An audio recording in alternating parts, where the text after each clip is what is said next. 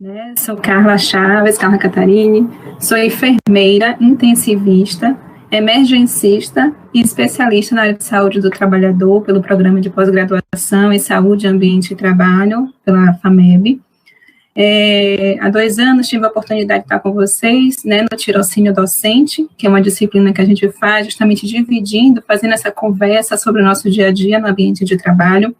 É com grande prazer que eu aceito novamente estar retornando, né, para falar um pouquinho como foi esse enfrentamento enquanto enfermeira emergencista, estando no SAMU de Salvador. Então, tenho 10 anos de formada, 8 anos no SAMU, e posso dizer que na minha vida profissional, atender na pandemia foi um dos maiores desafios, né? O SAMU, ele é o Serviço de Atendimento Móvel de Urgência, ele é um componente da política de urgência e emergência que foi implantada em 2005 por Lula.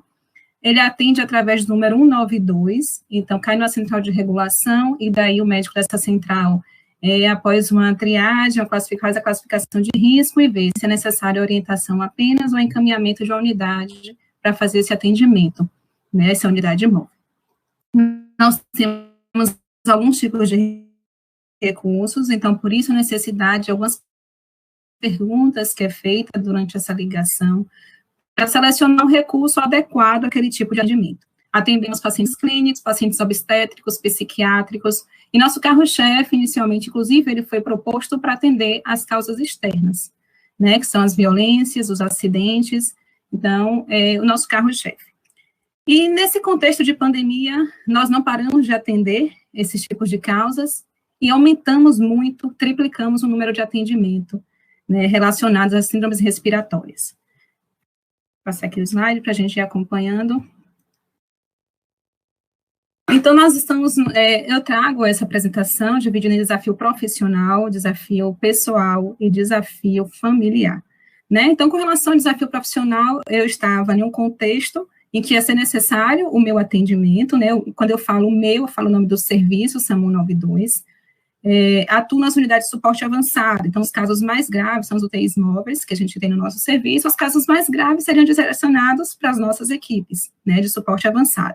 Então, estava de frente com um novo agravo, de um micro-organismo que a gente, ao classificar, a gente pode classificar como 4, inicialmente, aquele micro-organismo com alto poder de virulência, que não existe vacina ainda, que tem um tratamento muito incerto. Hoje a gente pode conseguir classificá-lo como 3, né, porque a gente já tem alguns pacientes curados, alguns tratamentos implementados, alguns suportes já dados. Mas, inicialmente, era um classe de risco 4, e que isso exigiria do profissional estar paramentado para estar fazendo esse enfrentamento. No entanto, a paramentação não se parecia nem um pouco com o que a gente utilizava na nossa rotina. E a gente já tinha notícias de que existia uma escassez a nível internacional desses equipamentos de proteção individual, né? E foi um grande desafio.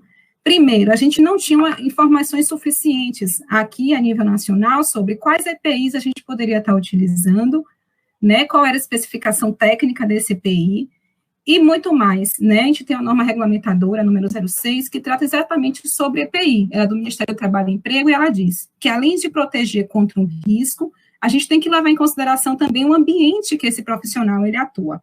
Nesse caso, o ambiente pré-hospitalar. Então, a Anvisa, desde janeiro, ela começa a trazer algumas recomendações, a número 04, que ela vem trazendo quais são os EPIs, os cuidados com os EPIs. No entanto, ela não categorizava, não levava em consideração o contexto do atendimento pré-hospitalar, que é caracterizado o SAMU. Então, quando a gente está no leito hospitalar, na unidade fixa, nosso nível de atendimento é a nível de tórax, a gente negocia com o paciente aqui nesse nível, né? E quando a gente está na PH, muitas vezes a gente tem que ir para o solo, a gente se agacha, a gente tem que subir escada. Então, isso tinha que dar um EPI que me permitisse proteção e mobilidade. E aí começa esse desafio, a gente tentar trazer o que a literatura não trazia, né? Então, no nosso serviço, a gente tem uma comissão, que é a Comissão de Enfermagem, ela foi implantada em 2019, no intuito de trazer melhorias para o serviço, a nível de proteção de saúde do trabalhador. Ela surge, inclusive, né, a partir do momento que eu trago minha pesquisa de mestrado, que eu falo sobre algumas carências do nosso serviço, a nível dessa proteção de saúde do trabalhador, e a gente tenta, né, fazer uma negociação, tenta ver o que a literatura internacional trazia, tendo em vista que a nacional não me dizia muita coisa, porque era algo muito novo, algo em construção. Tivemos grande dificuldade nessa negociação a nível de gestão, porque a gente não tinha como provar, porque nossos órgãos regulamentadores é a Anvisa, né? Então, se a Anvisa não fala sobre isso, eu não tenho como provar essa necessidade. E aí começaram a surgir alguns EPIs de características que não traziam proteção efetiva. Esse grupo, essa comissão é formada por alguns profissionais que são da área de saúde do trabalhador, né? Então, tem expertise na área, e a gente teve que fazer relatório, a gente teve que fazer procedimentos operacionais padrão, tem que fazer pesquisa na literatura, e um grande aliado nosso, né, uma grande aliada foi justamente a Universidade Federal da Bahia, através do Programa de Saúde, Ambiente e Trabalho, em nome da professora Mônica Angeli, que está aqui com a gente, né, que sou muito grata por esse momento de acolhimento, inclusive, que não, vamos estudar, fez um grupo, e disso aí surgiu a primeira nota técnica voltada para o atendimento pré-hospitalar, né, levando em consideração os riscos ocupacionais e o ambiente desse trabalhador. Logo depois dessa nota técnica, começaram a surgir algumas outras, a CESAB elaborou algumas notas técnicas, teve um aprimoramento. Mas foi uma luta árdua manter essa proteção, né, enquanto cidadão, e para a gente teve um impacto importante, porque a gente tinha um chamado na tela e a gente não tinha um equipamento de proteção eficaz, muitas vezes. Então, para a gente era angustiante saber que do outro lado tinha alguém precisando e que a gente estava em risco para ir fazer esse atendimento. Né? Então, tivemos que negociar muito com a gestão, né? Tivemos que acionar os órgãos regulamentadores, tivemos que acionar os órgãos fiscalizadores, os órgãos de proteção, né? Os órgãos profissionais de proteção profissional, COREM, CREMEB, né? Para a gente estar fazendo essa interlocução, Ministério Público, e daí foi evoluindo, né? Então, estamos diante de uma carência de EPI, de escassez de EPI no mundo, mas que existiam possibilidades, sim, de serem executadas. Tivemos uma regulamentação técnica, como eu já disse, surgindo através dessas normas técnicas, e uma coisa que chamou bastante atenção, como eu já iniciei minha fala, foi que triplicou o número de atendimentos no nosso serviço, né? Os serviços já tinham um número elevado de atendimentos, nós contávamos com 8 unidades avançadas, em torno de 34 de suporte básico. A de suporte básico é aquela composta por um condutor socorrista e um técnico de enfermagem. Temos a unidade de suporte avançado, que é composto por um enfermeiro, um médico, e um condutor, que ele é socorrista também. Tínhamos as motos, a que a gente chama de motolância, a ambulância, e o veículo de intervenção rápida, que é uma picape, né, que ela nos permite chegar mais rápido, ela é tripulada por uma equipe de suporte avançado, ela chega mais rápido em determinadas localidades, que não tem tanta acessibilidade diante do crescimento desordenado da cidade. No entanto, como ela não faz transporte, e existia essa necessidade de estar ativando mais unidades para fazer transporte, a gente desativou, nesse período de pandemia, tanto a motolância, porque os profissionais ficavam mais vulneráveis nessa situação, quanto o veículo de intervenção rápida. Então, esses profissionais foram tripular as unidades convencionais, que é essa que está na fotinha aí, né, que vocês conhecem. Além disso, surgiu também a necessidade de dar apoio à Central de Regulação do Estado. Então, a Central de Regulação do Estado, tínhamos muitos números de atendimento, né, a nossa rede, ela foi reestruturada, alguns hospitais ficou como referência exclusiva para a Covid, o exemplo do Hospital Ernesto Simões Filho, o Hospital Couto Maia. Então, esses hospitais são referências, eles não tinham porta aberta, só entrava via regulação. E aí, demandou muito o número de atendimento para a gente, porque a gente fazia atendimento primário, que é aquele que o solicitante liga, então são os acidentes, os pacientes obstétricos, psiquiátricos, a gente já fazia de rotina, demandou também, porque a população ficou com medo, né, como Fátima já trouxe, né, o serviço da atenção primária não foi tão bem reestruturado, e a população ficou com medo de estar procurando esse atendimento também. Então, nos ligavam, porque a gente ia até o local desse solicitante, né, muitas vezes a gente tinha a população superestimando os sintomas, né, para que a gente realmente fosse, porque eles sabiam que se fosse sintomas simples, que não é um sinal de emergência, que é o que caracteriza nosso serviço. Isso impactou diretamente, porque a gente muitas vezes ia para atendimento que não era para o SAMU, enquanto existia uma fila de espera, né, aguardando a gente finalizar determinados atendimentos. A gente teve esse apoio à Central de Regulação do Estado, então a gente pegava os pacientes dos gripários, das UPAs, depois de testados, encaminhava para essas unidades de referências. E, além disso, aumentou também muito o número de óbitos em domicílio.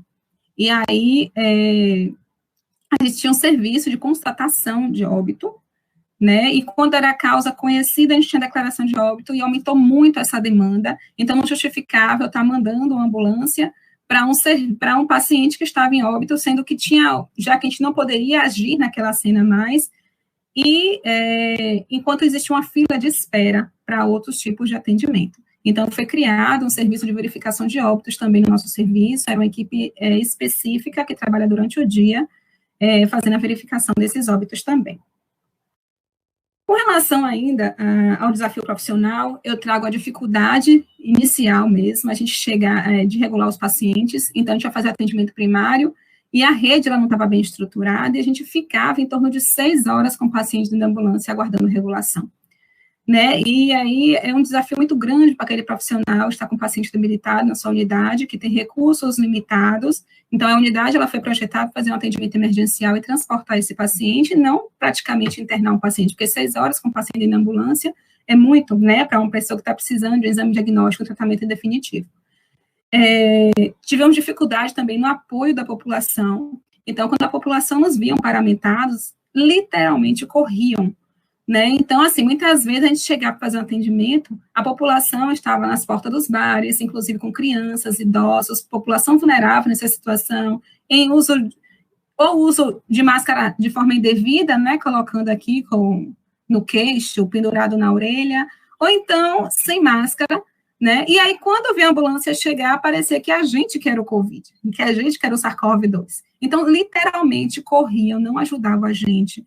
Então, e a gente também passou a ser alvo, aumentou a violência urbana contra as equipes. Então, fomos alvos de agressões verbais, quase que agressão física, de roubos. Então, as unidades começaram a ser assaltadas, roubadas. Então, a unidade mesmo que eu tripulo, não foi no meu plantão, mas a unidade que eu tripulo teve o celular da unidade, que faz o contato com a central e com o solicitante, levado, roubado, né?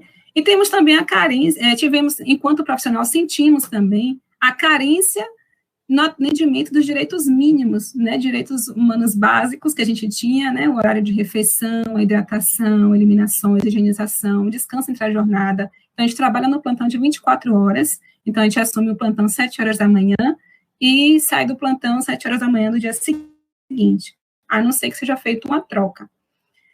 E aí terminou que a gente ficava 6 horas com o paciente paramentado, a gente não podia beber água. Enquanto está paramentado, você não pode beber água, você não pode ir no banheiro, você não pode se alimentar, você não pode fazer nada. E é um calor insuportável no contexto pré-hospitalar, né? Porque o EPI, ele cobre seu corpo todo, é um material impermeável, então você começa a apresentar muito suor. Então, era comum, depois das ocorrências, a gente sentir-se mesmo sinais de desidratação mesmo, né, baixo débito urinário, você ficar um pouco mais sonolenta, porque você fica com aquela máscara o tempo todo, você bebe água e não sacia essa sede, então isso eu compartilho com vocês um pouquinho, e era uma ocorrência muitas vezes atrás da outra, tivemos dias de almoçar em torno de 6 horas da tarde, né, então foi bem desgastante para a gente. Com relação ao adoecimento, nós tivemos vários profissionais que adoeceram no nosso serviço, inclusive eu fui uma dos que adoeci, e tivemos 2 casos de internamento em UTI, um deles em UTI, um colega ficou bastante grave, mas graças a Deus não tivemos nenhum óbito. Com relação à experiência profissional, a pessoal, trago um pouquinho sobre o meu adoecimento físico, né, então fui vítima do Covid, vou ligar aqui um pouquinho a luz, pronto. Fui vítima, né, do Covid, tive que fazer isolamento, fiquei em domicílio, graças a Deus, com sintomas leves. No entanto, na minha casa, compartilho o meu ambiente com população de risco. Meu pai é idoso, minha mãe é idosa, meu pai é cardiopata. Então, aquela apreensão de não transmitir. Eu era a linha de frente, população de alto risco para estar adquirindo e como adquirir, né, e esse desafio de não estar transmitindo. Então, tem pessoas asmáticas em minha casa, então mudou toda a minha rotina, né? Então, de eu chegar, não poder abraçar meu ente, ter que me isolar, foi justamente no período de aniversário deles, então isso machuca muito, né? Trago também o adoecimento psíquico, né? Muitos profissionais começaram a apresentar distúrbio de comportamento, agressividade, e necessidade desse acompanhamento psicológico mesmo. Eu vou só correr um pouquinho, porque eu estou passando meu tempo, né, Ana? Só depois a gente abre para as perguntas. Mas, assim, vários profissionais tiveram que fazer acompanhamento, né, psíquico, né, por conta desse transtorno, que a gente chama de transtorno de estresse pós-traumático, é uma característica desse momento. E, assim, nesse contexto, no nosso serviço, não tinha nenhum tipo de acompanhamento da saúde ocupacional, nenhum tipo de testagem em massa, só ocorreu uma vez a testagem, que foi através de uma negociação que a gente fez com o sindicato. Nesse contexto, surge também os contratos precarizados, como a Ana já trouxe, né? Então, a gente teve aumento do número de unidades, a gente fala de unidades extras, no entanto, eram precarizadas. E aí, isso fragilizou um pouco esse processo de negociação na aquisição desses equipamentos de proteção individual que protegesse efetivamente.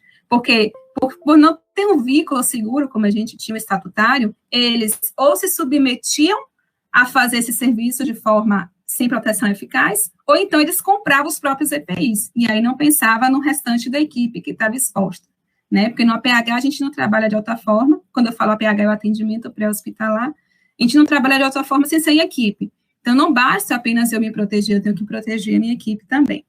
Então, eu trago aqui sobre os riscos, né, alteração da rotina e o isolamento.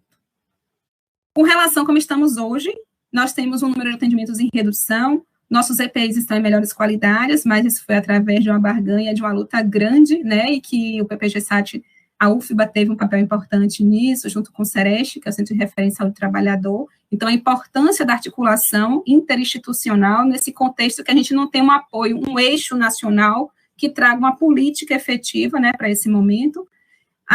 Tivemos melhores condições de trabalho, o nosso serviço de epidemiologia começou a funcionar, apesar de não nos tornar evidente esses dados a nível de boletim.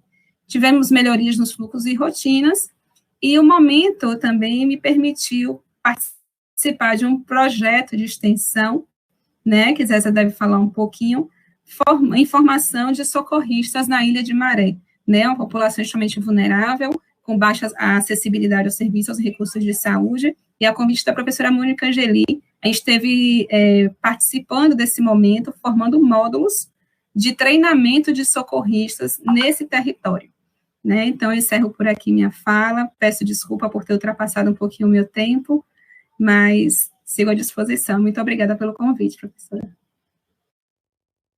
Ótimo, Carla, muito obrigada, viu? Você trouxe, como sempre, questões também muito relevantes aqui para o debate, mostrou mais uma vez, né, o quanto é significativa a atuação do SAMU, a importância do SUS nesse combate aí à Covid, né, e o quanto é preocupante também a redução de gastos públicos em relação à nossa política de saúde. Então, só temos a te agradecer e pedir que você continue conosco para continuarmos a conversa. Obrigada. Sigo aqui. Eu vou chamar, então, agora Andréa Beatriz para a sua exposição. Andréa?